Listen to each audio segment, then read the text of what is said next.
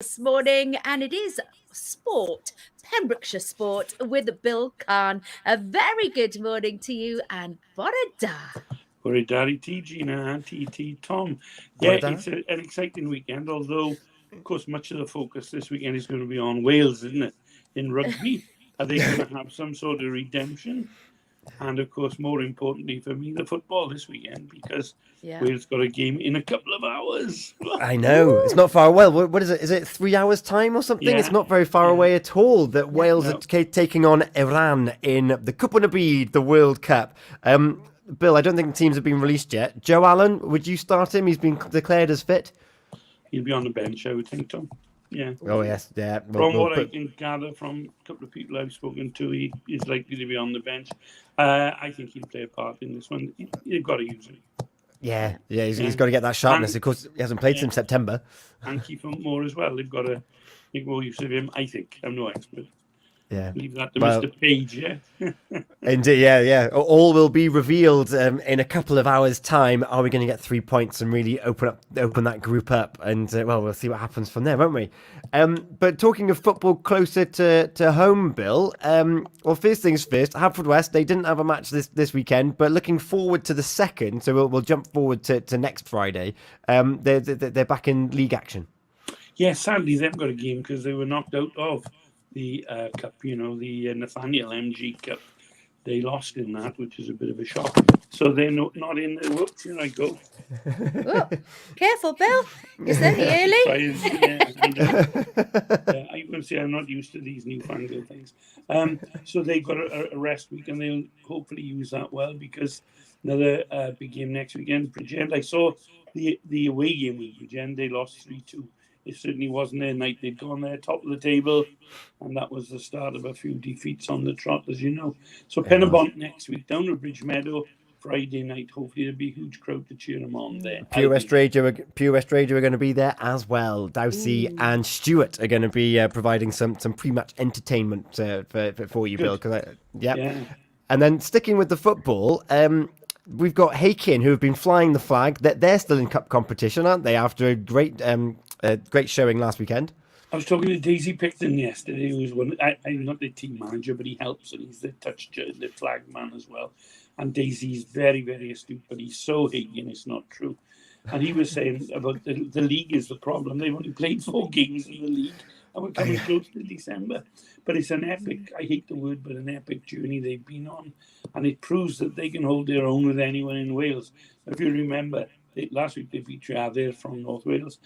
The week before and the week before that, when they played Trostre, I'm almost sure it's 3 weeks ago now, it seems so long ago, they went to Trostre in the other competition and won 4-0. So whether they'll go there and repeat that, perhaps it's easy to say, they're bound to win because they won 4-0. You both know it didn't work like that. No. So good luck to Scott Davis and his team. They won't be complacent. They're a good side. I think they might have a couple of boys who are out in Qatar, not playing, I see that. But having a good time, I hope. So, yeah, good luck to the Vikings. Yeah, and talking of league action, we might as well just stick with the round ball. Of course, we've got the fixture list, but Hakin aren't on there because they're playing in all these cup competitions. But there's a juicy top of the table tie. Yeah, there is indeed. Goodwick United, who are second, only on goal difference, are playing Merlin's Bridge, who are top. So there's all to play for there at Phoenix Park. If it's not chucking it down with rain, I'll go and watch that. But at my age, I can't get very wet, no chance. So it'll be interesting as to who do you think's going to win that, Tom? Well, you know what? I know that Goodwick are probably going into it as favourites, but I'm really enjoying and appreciating Merlin's Bridge completely. People thought that this season for Merlin's Bridge was going to be a rebuild year. They've got a young side, but I love the fact that they're top on goal difference. I want a surprise. I want Merlin's Bridge to carry on flying the flag. And what about the young lady alongside you, who's a terrific tipster? Well, I'll go Goodwick then, because I've got to go the other side. So, yeah, I'm going to go for Goodwick all the way. And I'm with Regina as well. I dared say the other way because I might be there. But Stephen Price has got in touch. He's saying, come on, the Wizards. Yeah, he would. He's a big Wizard boy, is our Pricey. Gina, there's another game that'll interest you, I know. Local derby, Carew are 8th, surprisingly, and Kilgetty were 4th. So that's another one. Come on, who are you going for as a Carew girl? Well, I'm going to throw a curveball in here because Oh, if you were asking my husband, then he would go Kilgetty. Yes, of course. And yeah, because he's got a love for Kilgetty with connection with the cricket. Mm, So I'm going to throw my curveball in. I'm back in Kilgetty this week. now blimey. Kilgetty, of Yeah, course. blimey. I'm not one of these that follows my whole team throughout the whole of my life. Oh, no. You're obviously not going home this weekend. And of course, Bill, Kilgetty only promoted to the First Division this season. Yeah, and they played last year in the Senior Cup semi-final, and Kilgetty caused a real shock by winning that. I got to be honest, Tom, I'd go for Carew. Home advantage, big job for them. But What about they you? are underperforming though. Like who would have thought they would be down at 8th? I think Kilgetty will fancy themselves here. I'm outvoted then. I look forward to There we proving are. wrong. Yeah, I can't wait till next week now. Really bring Yeah. on the next week. And then the other games, Monkton Swifts, who are third, are home to Fishguard, who are fifth. A cracking season for Fishguard. You know, they're relatively new in the First Division. That'll be a good game. Penna Robbins are at home at Bushcampton Nayland, 9th versus 10th. So great interest there at the other end of the table, of course. Oh, it's And exciting, St. isn't Clair's- it? Yeah, and St. Clair's were bottom but one. Play at home to Clarbison Road, who are starting to climb the table now, as it should be. They're a good side, they're 7th. Yeah, So the Clarbston lots to play for. Road would have been disappointed to have spent the first part of the season as low as they have, haven't they? Gosh, yes, definitely, yeah. Yeah. And then you mentioned we've got Wales playing football in the World Cup. We've got another Wales team that's preparing for a World Cup next year. And, well, Bill, what happened last weekend?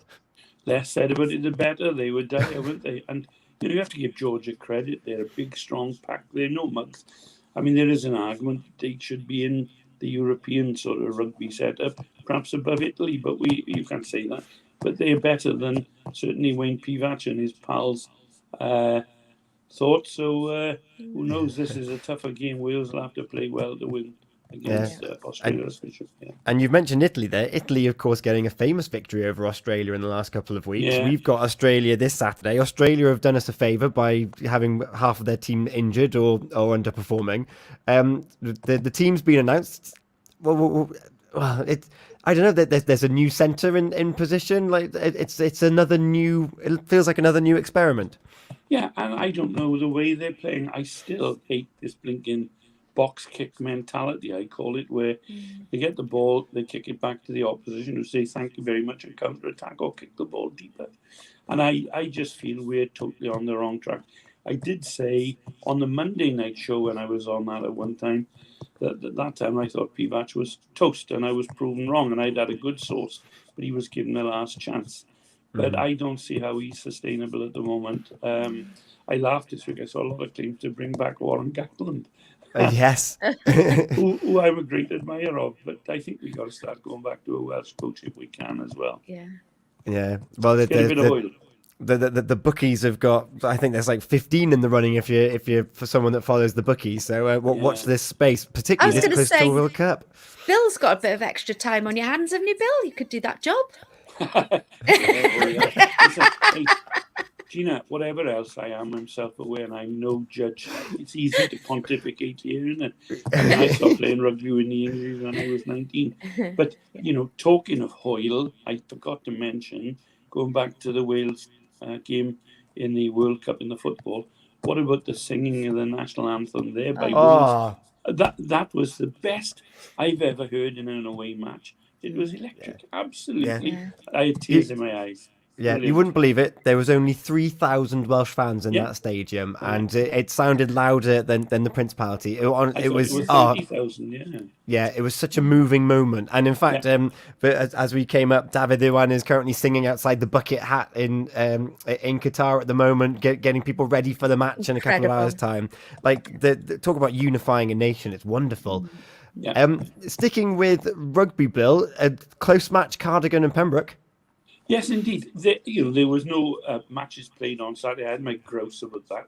Nearly weren't allowed to play because this epic game against Georgia serves the Welsh Rugby Union right for being so narrow-minded. But Cardigan entertained Pembroke, and I did say it could be a banana skin. And the result was in doubt. Cardigan were winning in the 81st minute, and Josh Hicks, who was the hero for Pembroke, he scored a try earlier on. He's a big, burly, strong flanker. who can also play centre. He plays cricket as well.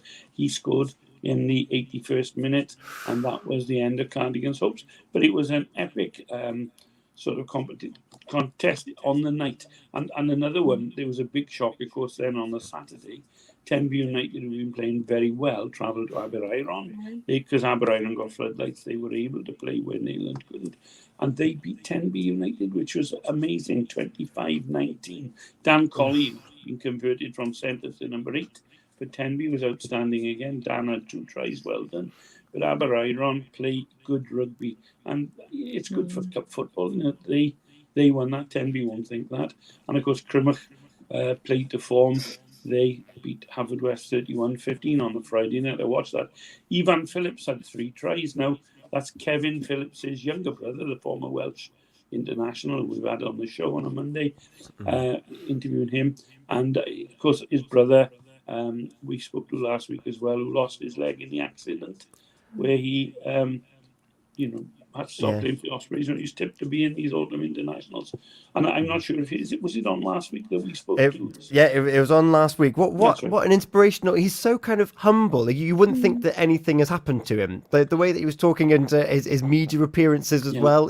If he want, like you mentioned, his shadow come like, there's a future for him in punditry, isn't there? He's a very, very nice young fella, but he knows his onions as well. He's personable. His brother there, Ivan, scored 3 tries, and he could have had 4 or 5. All the others play in the front row. Kevin was a hooker, tough hooker. Yeah. But this young fella now who's there, Ivan, he's good at scrum half. Well, you mentioned Evans. This is Ivan Phillips. When you were talking on Monday night, how many Phillipses are in that squad at the moment? 7 or 8, yeah. Gosh. yeah. And there's a couple of cousins, but they're not all very closely related. It's obviously a popular name in Cardigan, yeah, indeed. Yeah. There's a couple of throwing 2 or 3 Davises, and you've got most of the team. Yeah. It's fantastic. And then ladies into cricket, we haven't convinced Gina to join just yet, but some more close matches, Bill. There were, and the interesting thing, I just popped down this week. I get my petrol now in Neyland because the Vale garage is so cheap. It's amazing. Tesco's and Morrison, please take note. But I popped in, and the game that was, sorry about that. The game, the first game on was Cresselly against Haverfordwest. Cresselly had played 8-1-8, so they had to win that to be assured of winning the title. And blow me, they got 72 for 5, Meg Arthur 29. Haverfordwest got 74 for 4. So now, this week, there's a playoff because Hook went on and won easily against Burton later on from that. And so now there's a sort of, if you like, a final next Wednesday night at 8 o'clock down at the Hub in Neyland. There's 1 game left in the league. And then it's brilliantly set up. And the funny thing was that Cresselly didn't find it funny. They fielded badly. Meg Arthur, I say, scored runs. Haverfordwest had 74 for 4. Joe Price, 30 not out. You know Joe. Yeah. And a lady called Lara Schmidt, who I understand is Austrian, had never played a game of indoor cricket in life. Had to be shown how to handle that, catch the bat handle before she started. And she was 21 not out and helped Joe to win the game. So a little bit of a fairy tale thing there. That's amazing. And something I'll mention briefly.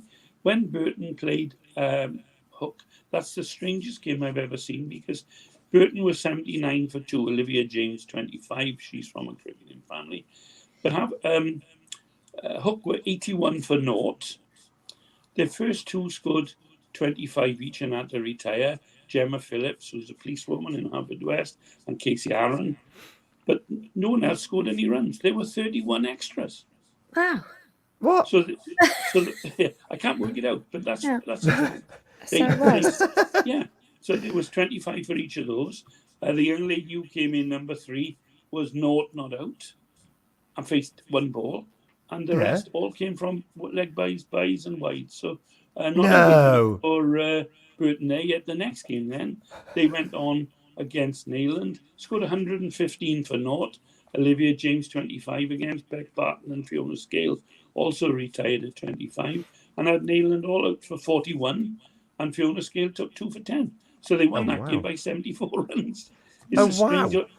there's no form book at the moment. So a big evening next Wednesday for Hook and for Cressetti. The interesting thing was Sam, who does the organising, who also plays for Hook, had the trophy there waiting to present it to Cressetti, who went home disappointed because they're great.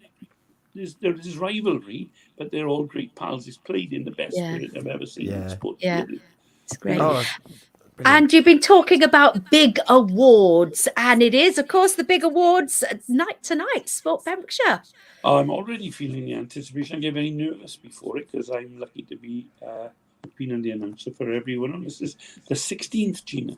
Is it 16? My goodness me. It is indeed. And it's a wonderful chance. I know Tom's going to see it. I wish you could be there as well to celebrate all that's good in local sport and at national level. I mean, for example, the highlight of the evening, or one of the highlights, is the final award of the Lifetime Achievement. And that goes to someone who has a name in place. And this year, I can tell you, it's an player of international repute. It's not always like that, quite rightly, but this one is.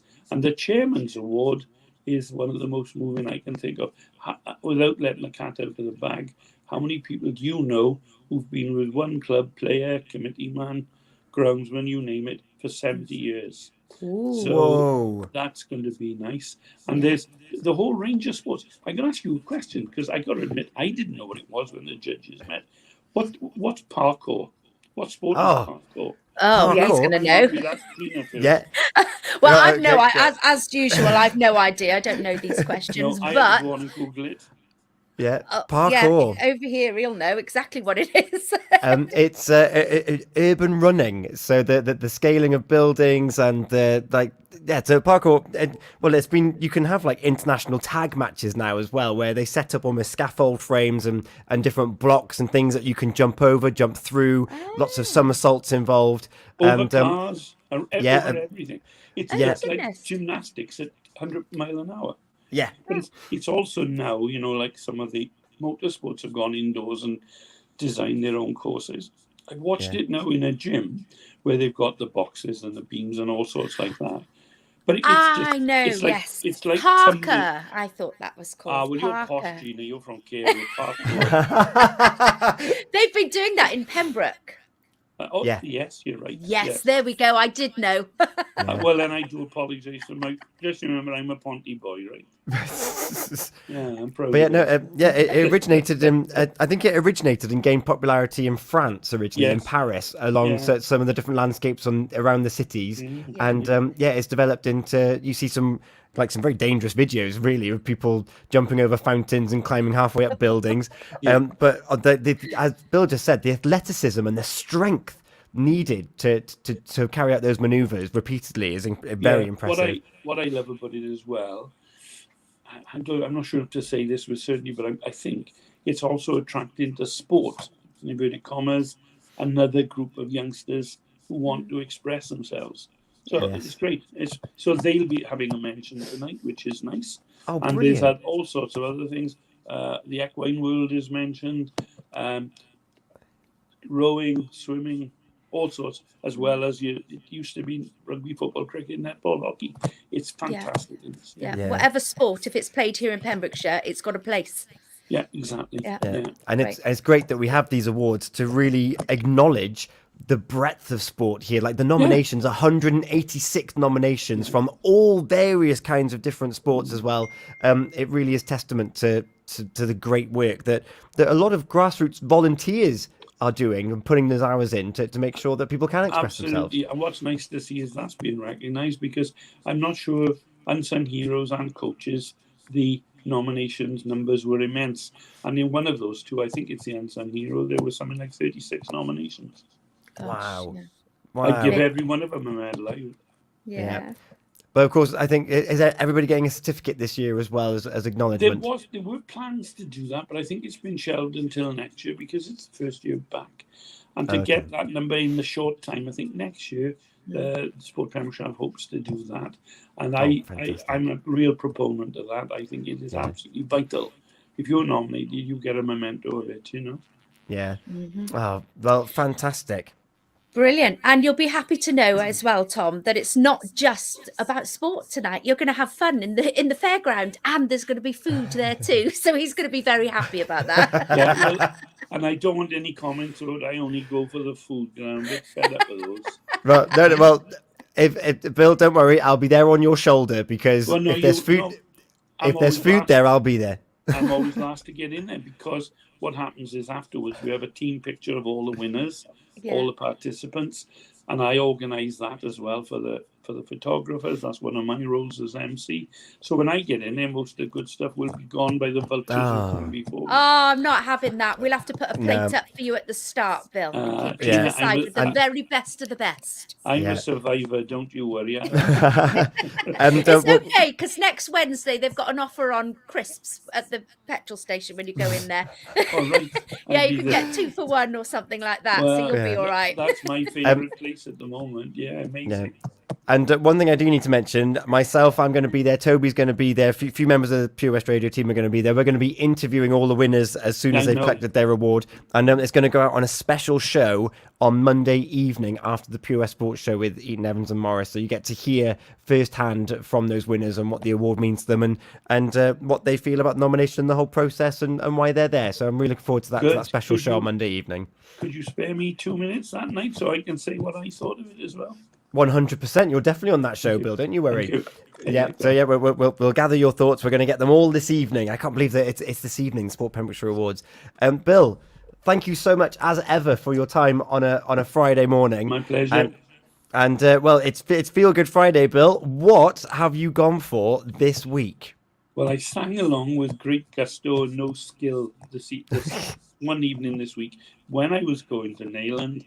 I have gold on because of the 60s records. I can't get Pure West in my car yet. And I was listening to In Dreams by Roy Orbison. Oh. And he's such an icon with all the, when he was with the Travelling Wilburys, we've spoken about that before. If you speak, when they interview famous people, I remember Paul McCartney saying Roy Orbison was an influence on him. And he died so tragically young. And I love a lot of his songs. I drove all night, things like that. But I listened to In Dreams there and I thought, what a lovely way to describe how you feel about someone. Yes. I'm sure Cliff sings it every night to you, Gina. No, I've never heard it, no. Well, I'm looking forward to hearing it now, though. Yeah, so we'll have that now. Bill, thank you so much. As we're also on the radio and on social media, they've just been sent a message. I think it's still in date. Picton Road in Hakin is currently closed due to road traffic collision. We've got more traffic and travel on the way with Gina. Tune in, listen live online, on mobile app or on your smart speaker. Just say play Pure West Radio. Thank you, Bill. My pleasure. Have a good evening and a good week for both of you. I'll see you later. Feel Good Friday with Pem's Paving.